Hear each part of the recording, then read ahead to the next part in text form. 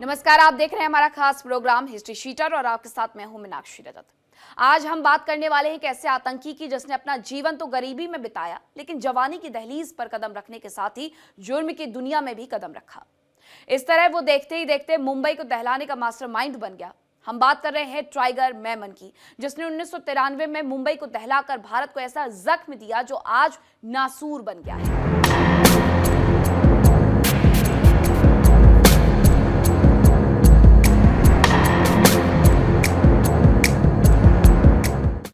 मुंबई की चकाचौंध के पीछे एक खामोश साया धीरे धीरे गहराता जा रहा था। कोई शोर नहीं, कोई शक नहीं, बस पर्दों के पीछे छिपी एक खतरनाक साजिश आकार ले रही थी। टाइगर मेमन मुंबई को दहलाने के लिए बहुत ही सावधानी से हर कदम बढ़ा रहा था।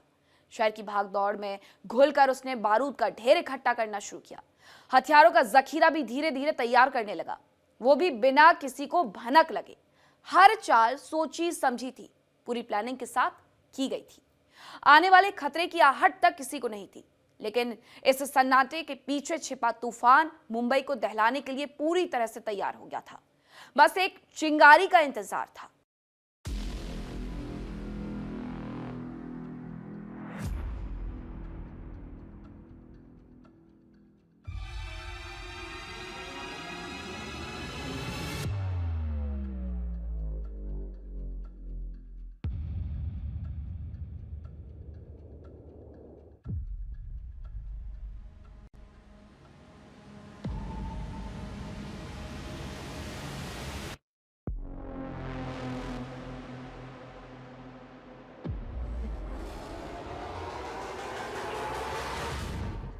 1993 के मुंबई धमाकों का जिक्र होते ही दो नाम सामने आते हैं।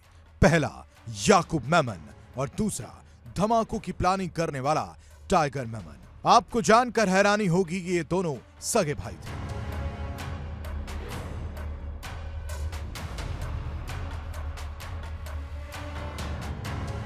बड़ा भाई टाइगर मेमन और छोटा भाई याकूब मेमन। इन दोनों भाइयों ने जुर्म की दुनिया में कदम रखने के बाद मुंबई को वो दिन दिखाया जिसका अंदाजा किसी को सपने में नहीं था।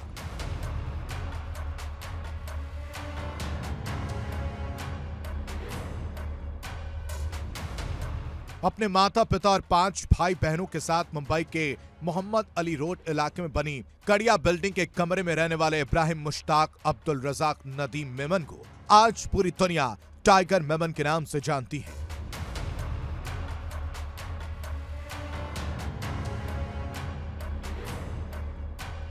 ये वही शख्स है जिसने जराइम की दुनिया में कदम रखने के बाद देश को दहलाने की ऐसी खौफनाक साजिशें रची, जिन्होंने जुर्म की दुनिया में नया लैंडमार्क तैयार किया।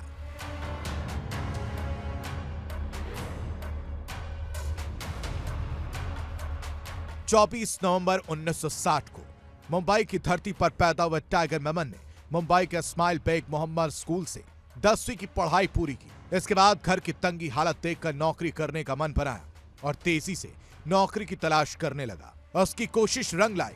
कुछ दिन बाद एक बैंक में चपरासी की नौकरी करने लगा, लेकिन उसका रवैया नौकरी करने का नहीं था, बल्कि उसका मन तो जुर्म की दुनिया में कदम रखकर देश को दहलाने का था।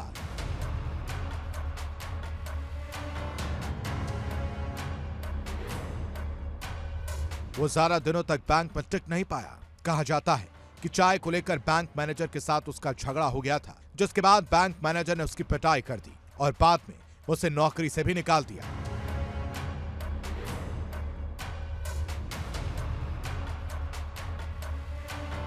बचपन से अपनी शर्तों पर जीने वाला टाइगर मेमन को यह पसंद नहीं आया कि कोई उससे चाय मंगवाए और उस पर हुक्म चलाए। ऐसे में बैंक से उसका दाना पानी हमेशा हमेशा के लिए उठ गया।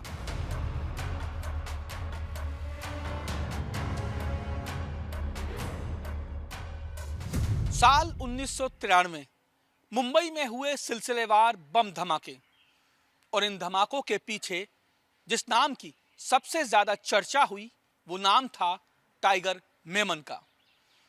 एक ऐसा शख्स जो मामूली चपरासी की नौकरी करता था, आखिर कैसे अंडरवर्ल्ड का सबसे बड़ा चेहरा बन गया। हिस्ट्री शीटर के आज के प्रोग्राम में हम आपको बताएंगे कि आखिर कौन है टाइगर मेमन और आखिर कैसे वो भारत का मोस्ट वांटेड बन गया।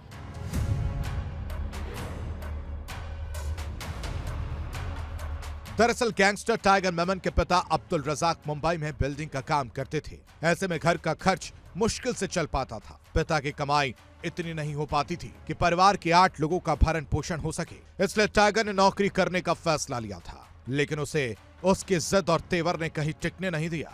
नदीम मेमन ने जहां भी नौकरी करने की कोशिश की, वहां उसकी ताल नहीं गली। नदीम मेमन ने टाइगर मेमन बनने से पहले कई जगह नौकरी की, लेकिन हर जगह नतीजा अमूमन एक जैसा ही रहा।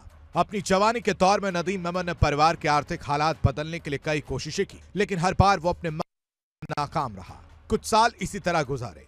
शायद उसकी किस्मत को यह मंजूर नहीं था कि वो नौकरी करे।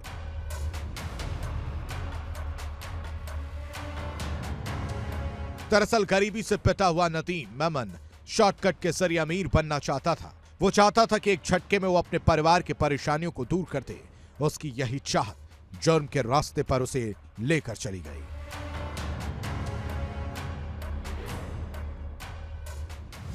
देखिए, मुश्ताक अब्दुल रजाक मेनन, जिसको बाद में टाइगर मेनन के नाम से जाना गया, वो मुंबई का रहने वाला था। बिल्कुल एक गरीब परिवार के अंदर हुआ। छोटी मोटी पढ़ाई करने के बाद में ऑफिस के अंदर चपरासी की नौकरी करी, परंतु इच्छा थी कि दाऊद की तरह आगे जाना है और बड़ा काम करके दिखाना है। इसी क्रम के अंदर दाऊद और उसके गुर्गों के संपर्क में आया और एक बहुत बड़ी वारदात को सरंजाम दिया गया। 1993 के बम धमाकों के अंदर उसकी मेन भूमिका थी। He was main accused. हालांकि उसका भाई भी साजिशकर्ता के रूप में और एक्टिव कार्यकर्ता के रूप में था, जिसको बाद में सजा भी हुई और फांसी भी दी गई। परंतु मुश्ताक अब्दुल रजाक मेनन एलियास टाइगर मेनन दिल्ली से और हिंदुस्तान से भागने में कामयाब रहा और कराची में जाकर वो छिप गया। उसके ऊपर दाऊद का पूरा हाथ था। दाऊद ने उसको बचाने की हर तरह से कोशिश की। बड़े से बड़े वकील मुंबई हाई कोर्ट और इवन सुप्रीम कोर्ट तक उसकी बेल के लिए गुहार लगाते रहे, परंतु किसी अदालत ने उसको राहत नहीं दी।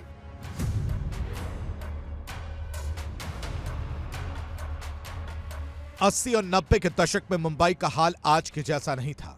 उस दौर में मुंबई ने अपनी गोद में कई बड़े बड़े अपराधी पाले हुए थे। ऐसे में नदीम मेमन और टाइगर मेमन भला अपराध से कैसे बचा रह सकता था।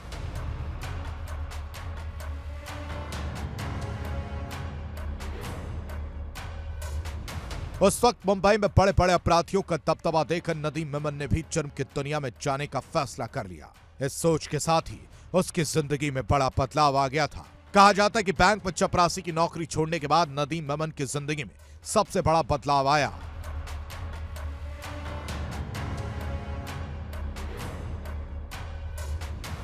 जानकार बताते हैं कि बैंक की नौकरी से हाथ धोने के बाद नदीम मेमन की मुलाकात स्मगलर मोहम्मद मुस्तफा दौसा से हुई थी। दौसा ने नदीम मेमन को अपना ड्राइवर बना लिया था। नदीम मेमन की यह पहली नौकरी थी जहां वो टिक पाया।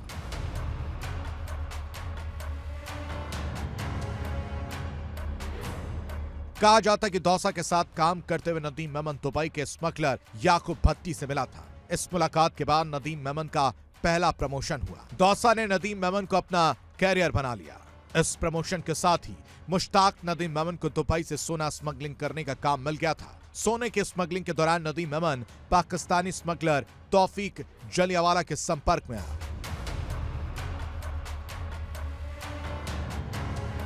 तौफीक से मुलाकात ने नदीम मेमन की कामयाबी की सीढ़ियां बना दी थी। कहा जाता है कि स्मगलर तौफीक से मुलाकात के बाद कुछ ही महीनों में मुश्ताक नदीम मेमन मुंबई का बड़ा गोल्ड स्मगलर बन गया।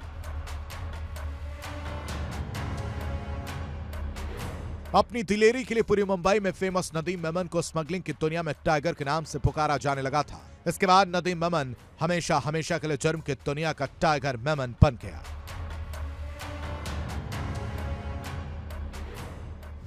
देखिए, इसके लिए सारी जो सामग्री मुहैया कराएगी, जो विस्फोटक दिया गया, पैसे की सपोर्ट की गई, वो तमाम डायरेक्टली दाऊद इब्राहिम की तरफ जाती है, जो कि पाकिस्तान में छिपा हुआ है, आज भी रहता है।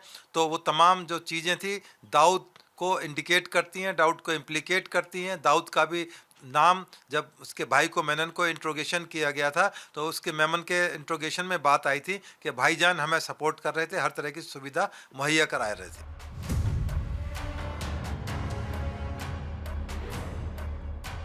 इसके बाद गोल्ड स्मगलिंग की दुनिया में टाइगर मेमन ने अपनी ऐसी छाप छोड़ी जिसे लोग आज तक भूल नहीं पाए। वक्त के साथ टाइगर ने मुंबई से अपने पैर बाहर निकाले और इंटरनेशनल लेवल पर गोल्ड स्मगलिंग के मास्टरमाइंड के रूप में जाना जाने लगा।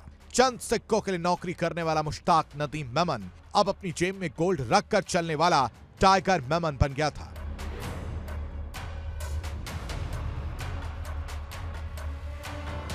जराम की दुनिया में कामयाबी की सीढ़ियां चलते हुए टाइगर मेमन ने इतना लंबा सफर तय कर लिया था कि पूरी दुनिया में गोल्ड स्मगलिंग की दुनिया में उसका ही सिक्का चलता था। दुनिया के किसी भी देश में सोने की तस्करी करना टाइगर मेमन के लिए बाएं हाथ का खेल बन गया था। दुनिया के किसी भी कोने में पलक झपकते ही टाइगर मेमन सोना मुहैया करवा देता था। वक्त के साथ टाइगर मेमन का नेटवर्क ने काफी बड़ा रूप ले लिया था।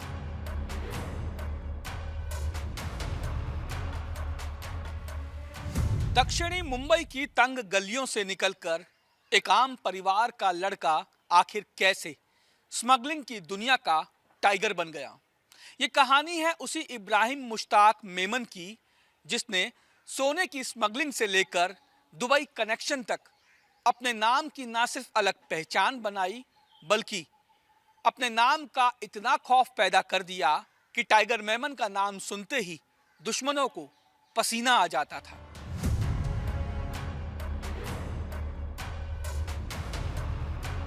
दुनिया के गोल्ड स्मगलिंग व्यापार पर कब्जा जमाने के बाद टाइगर मेमन ने वो रास्ता पकड़ा जिस पर चलकर उसने खुलेआम खून की होली खेली। जब टाइगर का मन सोने की चमक से भर गया तो उसने लोगों की जिंदगियों से खेलना शुरू कर दिया। सोने की स्मगलिंग से कमाई हुई अपार संपत्ति को टाइगर मेमन ने मुंबई को दहलाने में लगा दिया।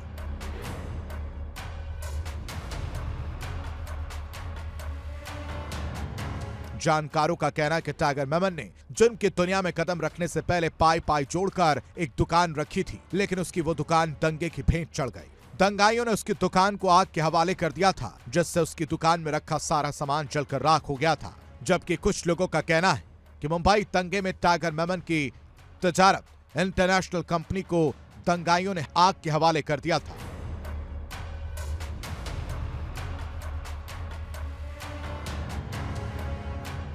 मुश्ताक नदीम मेमन के साथ यह सब उस वक्त हुआ था जब वो गोल्ड स्मगलर के यहाँ ड्राइवर की नौकरी करता था। यही वो वक्त था जब उसकी जेब में वजन बढ़ा था। उसके परिवार की माली हालत में भी काफी सुधार हुआ था।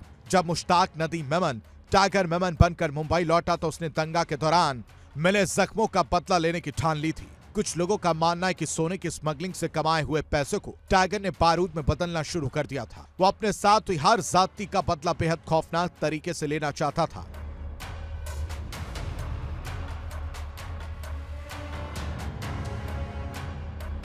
टाइगर ने मुंबई में बम धमाका करने की प्लानिंग शुरू कर दी थी। जानकारी के मुताबिक इसे अंजाम देने के लिए टाइगर ने पाकिस्तानी स्मगलर तौफीक जलियांवाला, अनीस इब्राहिम, मुश्तफा दौसा, ISI से जुड़े कुछ अधिकारी और अरब के कई रईस व्यापारियों संग दुबई में एक मीटिंग की। सूत्रों की माने तो टाइगर को इस मीटिंग का निर्देश दाऊद इब्राहिम से मिला था।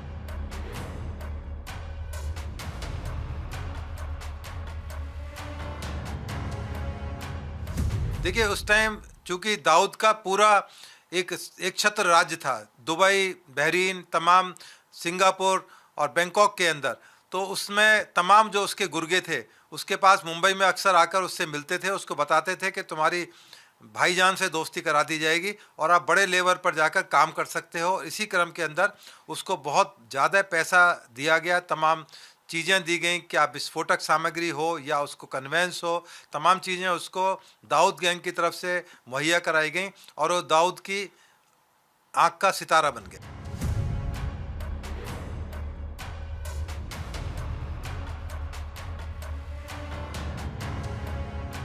दरअसल दाऊद के कहने पर टाइगर मेमन ने भले ही मुंबई को दहलाया हो, लेकिन इसकी प्लानिंग सालों पहले ही कर ली थी। जितनी सफाई से टाइगर मेमन ने मुंबई में ब्लास्ट किए, बारूद का स्टॉक इकट्ठा किया, उसे देखकर साफ हो गया था कि मुंबई पर हमले की तैयारी लंबे वक्त से चल रही थी। यानी ये कोई एक दिन की तैयारी नहीं थी।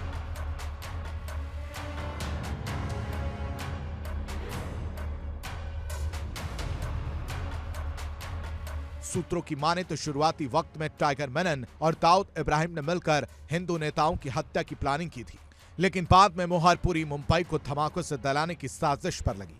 कहा जाता है कि मुंबई में सिलसिलेवार धमाकों से पहले टाइगर मेमन मुंबई के शहर एयरपोर्ट पर खड़े हवाई जहाज को ग्रेनेड से उड़ाना चाहता था। हमले को अंजाम देने के लिए टाइगर ने एक टीम भी बनाई थी। इसी टीम के एक सदस्य और मुंबई धमाकों के एक अन्य आरोपी नासिर अब्दुल कदर ने पकड़े जाने के बाद पूछताछ में यह खुलासा किया था।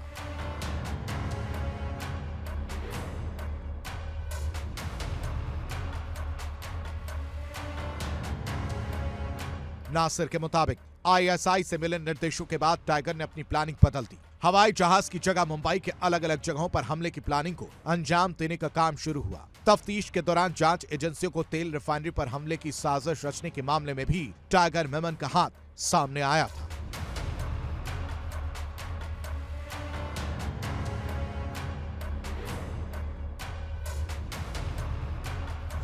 देखिए, कराची के अंदर है, जिस तरह से दाऊद के बारे में तमाम हमारी रॉ इंटेलिजेंस एजेंसीज को पता है, उसकी एग्जैक्ट लोकेशन पता है, उसका मकान पता है, इसी तरह थे तमाम कराची के अंदर वो तमाम जहां रहता है तमाम तरह की जानकारियां हमारी इंटेलिजेंस ब्यूरो, रॉ, एम्बेसी सबको पता है। परंतु चूंकि वो वापस नहीं करना चाहते, हम उसको लेना चाहते हैं। रेड कॉर्नर नोटिस उसके जारी हो चुके हैं, उसका अंतिम समय कराची के अंदर ही समाप्त होना है। वो कभी हिंदुस्तान की धरती पर वापस नहीं आ पाएगा।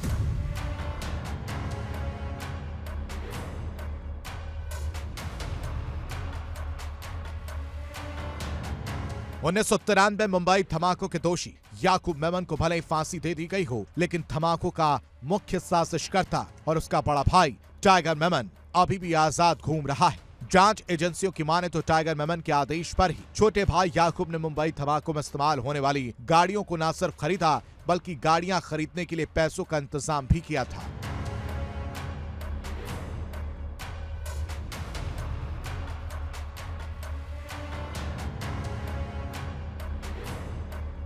उन्नीस सौ 93 में मुंबई में सीरियल बम धमाकों के बाद जिसकी बिल्डिंगों में आरडीएक्स समेत देश विरोधी सामग्री का जखीरा मिला था, वो बिल्डिंग मुश्ताक नदीम मेमन उर्फ टाइगर मेमन की थी। तबाही का ये सब सामान उसके माहिम इलाके में मौजूद हुसैनी बिल्डिंग और उसके आसपास मौजूद फ्लैटों से जब्त किया गया था।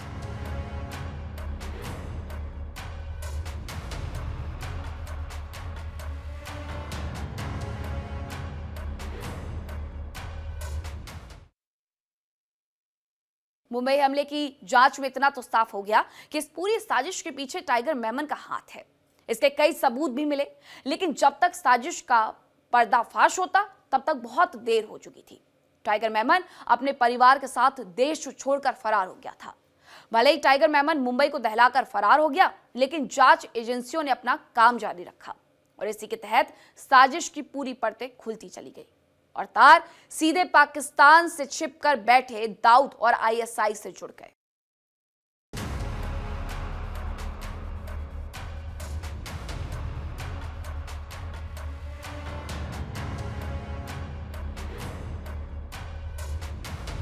जराइम की दुनिया में कदम रखने के बाद मुश्ताक नदीम मेमन यानी टाइगर मेमन की कामयाबी की सीढ़ियां अंडरवर्ल्ड डॉन दाऊद इब्राहिम तक जाती थीं। गोल्ड स्मगलिंग की दुनिया में अपने पैर अच्छी तरह जमाने के बाद टाइगर मेमन पर दाऊद की नजर पड़ी। विदेश में छिपकर बैठे दाऊद इब्राहिम ने टाइगर मेमन की नब्ज टटोल कर चारा डालना शुरू कर दिया।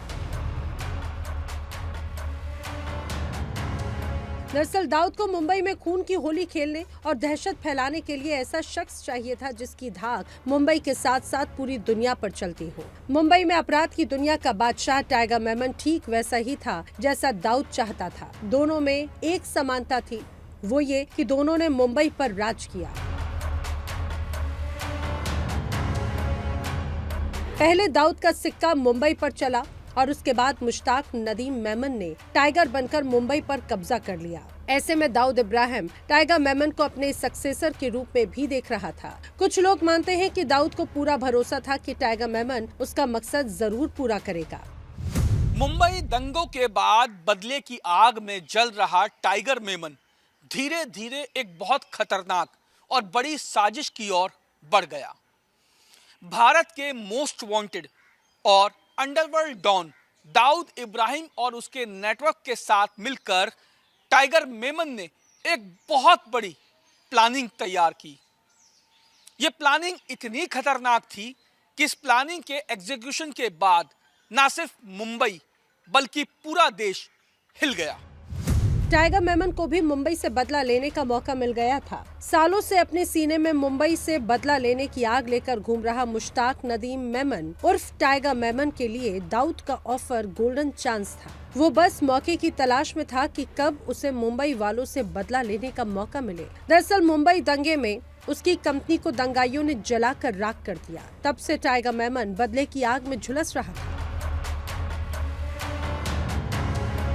उधर पाकिस्तान में छिपा बैठा दाऊद इंतजार कर रहा था कि कब उसकी मुलाकात टाइगर मेमन से हो और वो मुंबई को दहलाने की साजिश को अंजाम दे सके। इसी बीच पाकिस्तान, जिसे आज पूरी दुनिया आतंकियों का घर कहती है, वो भी दाऊद और टाइगर के कंधे पर बंदूक रखकर मुंबई पर वार करने की तैयारी कर रहा था। ऐसे में दाऊद के बाद टाइगर मेमन का साथ मिलने का मतलब मुंबई को दहलाना पक्का हो गया। पाकिस्तान ने दाऊद और टाइगर मेमन के साथ मिलकर मुंबई को दहला दिया। दाऊद और आईएसआई और जितने भी टेररिस्ट आउटफिट है, चाहे जैश ए मोहम्मद है, चाहे और भी कोई टेररिस्ट आउटफिट हैं, वो तमाम आईएसआई के इशारे पर काम करते हैं। ये बिल्कुल तय हो चुका है। पूरी दुनिया इस बात को जानती है कि पाकिस्तान एक टेररिस्ट स्टेट है और जितने भी उसके लीडर्स हैं या तमाम जितने गुर्गे हैं वो केवल आईएसआई के इशारे पर काम करती हैं। यदि आईएसआई को कोई प्रधानमंत्री भी उनकी आंखों में नहीं भाता तो देर सवेर उसका जो हशर होता है वो आपने तमाम पाकिस्तान के प्राइम मिनिस्टर तक के साथ देख लिया है। तो इसलिए आईएसआई का अपना एक नेटवर्क था, उसी नेटवर्क के इशारे पर तमाम चीज़ें काम करते थे। जांच में पता चला कि मुंबई में सिलसिलेवार धमाकों को अंजाम देने के लिए पाकिस्तान से पैसे और हथियार दिलाने की जिम्मेदारी तौफीक जलियावाला को सौंपी गई, जबकि पैसे और हथियार बॉर्डर से मुंबई तक लाने के लिए और लोगों का इंतजाम करने की जिम्मेदारी भी टाइगर मेमन को दी गई। सीबीआई के अनुसार टाइगर मेमन ही धमाकों में इस्तेमाल किए गए हैंड ग्रेनेड, डेटोनेटर्स और विस्फोटक पदार्थों को बाहर से मुंबई लाया था। इस घटना में शामिल अभियुक्तों को ट्रेनिंग देने में पाकिस्तान और उसकी खुफिया एजेंसी आईएसआई ने महत्वपूर्ण भूमिका निभाई थी। यानी मुंबई हमले के पीछे असली दिमाग को पाकिस्तान का बताया जाता है, जबकि दाऊद और टाइगर मेमन उसकी साजिश को हकीकत में बदलने वाले मोहरे भर थे। कहा जाता है कि आज भी दाऊद और टाइगर मेमन पाकिस्तान की सरजमी पर छिपकर बिल में दुबके हुए हैं। वो लगातार भारत के खिलाफ बारूदी प्लान बना रहे हैं। आईएसआई का ये ट्रेंड रहा है शुरू से। जो भी यहाँ पर नवयुवक वो सेलेक्ट करते हैं जिनको टारगेट की तरह इस्तेमाल करते हैं, उन तमाम को वहाँ के आर्मी कैंप्स में रखा जाता है। उनके आर्मी कैंप के अंदर उनको हथियार चलाने की, विस्फोटक का इस्तेमाल करने की, बॉम्ब बनाने की, जो लोकल बॉम्ब्स होते हैं उनको बनाने की पूरी बाकायदा ट्रेनिंग दी जाती है। उसके लिए बहुत मोटा पैसा खर्च किया जाता है। तमाम चीज़ें उनको मुहैया कराई जाती हैं कि किस तरह से अंजाम देना है। जांच एजेंसियों की माने तो 1993 में हुए बम धमाकों का मुख्य साजिशकर्ता टाइगर मेमन ही था। उसने पाकिस्तान की मदद से मुंबई को दहलाने की कोशिश की, पूरी रूपरेखा रची। 12 मार्च 1993 को मुंबई में हुए इन धमाकों ने पूरे देश को हिलाकर रख दिया। 12 बम धमाकों में 257 लोगों की जान चली गई, जबकि 700 से ज्यादा लोग घायल हुए।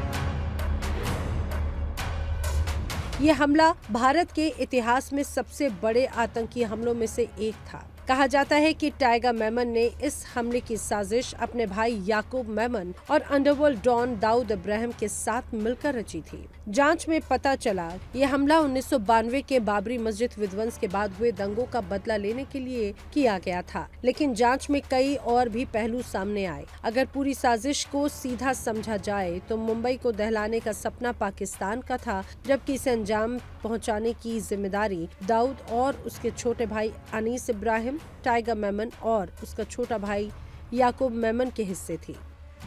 आरडीएक्स, हथियार और पाकिस्तान में ली गई बेहद उम्दा ट्रेनिंग, सब कुछ बेहद सटीक प्लानिंग के साथ अंजाम दिया गया। और फिर मार्च 1993 में मुंबई में सिलसिलेवार तरीके से एक के बाद एक कई बम धमाकों की साजिश को अंजाम दिया गया। इस खौफनाक साजिश में हजारों लोगों की जान गई, सैकड़ों लोग घायल हुए। लेकिन खास बात यह है कि इस खौफनाक साजिश का मास्टरमाइंड यानी टाइगर मेमन इस साजिश को अंजाम देने के बाद बहुत आसानी से भारत से बाहर निकल गया। हालांकि भारतीय एजेंसियों ने इंटरपोल की मदद से टाइगर मेमन के खिलाफ रेड कॉर्नर नोटिस जरूर जारी करवाया हुआ है लेकिन इतने साल बीत जाने के बाद भी टाइगर मेमन आज तक भारतीय एजेंसियों के हाथ नहीं आया। बेहद सावधानी से धमाकों को अंजाम तक पहुंचाने के बावजूद धमाके में इस्तेमाल की गई एक गाड़ी की जांच में मेमन परिवार का नाम सामने आ गया। दरअसल इस गाड़ी का रजिस्ट्रेशन टाइगर मेमन की भाभी के नाम से था। बस यही वो कड़ी थी जो मेमन परिवार को पुलिस के सामने ले आई। रजिस्ट्रेशन पेपर्स के दम पर उनकी खोज हुई तो पता चला कि मेमन परिवार धमाकों वाले दिन सुबह ही दुबई चला गया था और उसके बाद मामले में जाँच कर रही पुलिस को टाइगर मेमन की प्रेमिका सोमा लाला के बारे में जानकारी मिली। पुलिस ने सोमा को गिरफ्तार कर उससे टाइगर मेमन और उसके दोस्तों के बारे में जानकारी इकट्ठा की।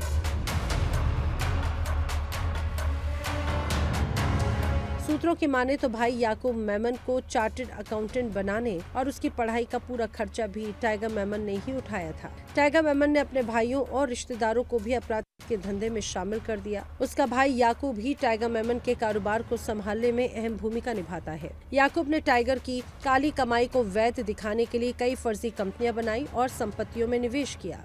मेमन परिवार ने मुंबई में एक बड़ा रियल एस्टेट साम्राज्य खड़ा कर लिया था जिसमें करोड़ों की संपत्तियां शामिल थीं। माना जाता है कि टाइगर मेमन पहले दुबई और फिर पाकिस्तान भाग गया, जहां वो आज भी छिपा हुआ है।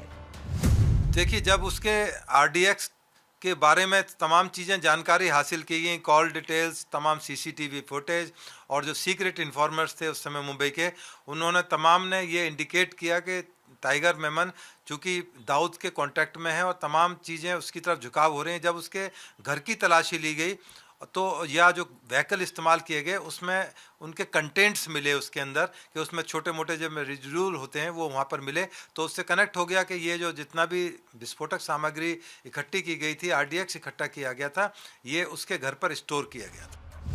सूत्रों की माने तो टाइगर मेमन अभी भी कराची में ISI की सरपरस्ती में रह रहा है। वो ज्यादातर समय दुबई और पाकिस्तान में बिताता है। वहाँ के लोग उसे एक व्यापारी के रूप में जानते हैं। हालांकि अभी ये साफ नहीं है कि टाइगर और दाऊद इब्राहिम दोनों साथ मिलकर काम कर भी रहे हैं या फिर टाइगर ने अपना अलग गैंग बना लिया है। सूत्रों की माने तो टाइगर मेमन पाकिस्तान में रियल एस्टेट और मीट एक्सपोर्ट के बिजनेस को फैलाने के काम में जुटा है, जबकि पाकिस्तान का कहना है कि उसकी जमीन पर दाऊद और टाइगर मेमन सांसें नहीं ले रहे। लेकिन भारत की ओर से इसके कई सबूत दिए गए, लेकिन इसके बावजूद पाकिस्तान मानने को तैयार नहीं रहा। हालांकि ये किसी से नहीं छिपा कि पाकिस्तान भारत को दहलाने के लिए नए नए तरीके अपनाता रहता है, लोगों को भारत के खिलाफ बरगलाकर साजिशों को अंजाम भी देता है। टाइगर मेमन इंटरपोल और CBI दोनों की लिस्ट में मोस्ट वांटेड है। आज के वक्त में टाइगर को डी कंपनी का अहम सदस्य माना जाता है। आज भी इंटरपोल और एजेंसियों की मोस्ट वांटेड लिस्ट में शामिल है टाइगर मेमन का नाम।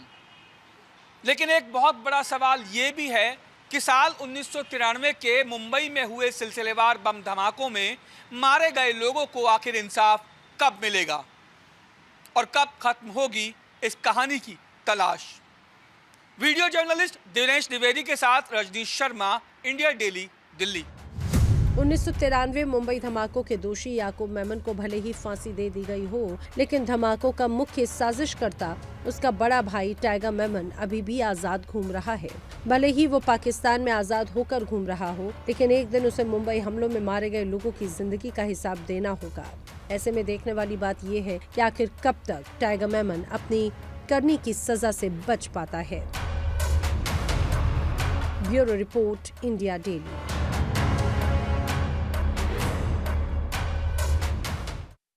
तो आज के लिए हिस्ट्री शीटर में मेरे साथ इतना ही। कल फिर होगी मुलाकात कुछ नई खबरों के साथ। फिलहाल वक्त एक छोटे से ब्रेक का, कहीं मत जाइएगा। इंडिया डेली अब आपके स्मार्ट टीवी पर भी मौजूद है। इंडिया डेली 24/7 अब इन सभी प्लेटफॉर्म पर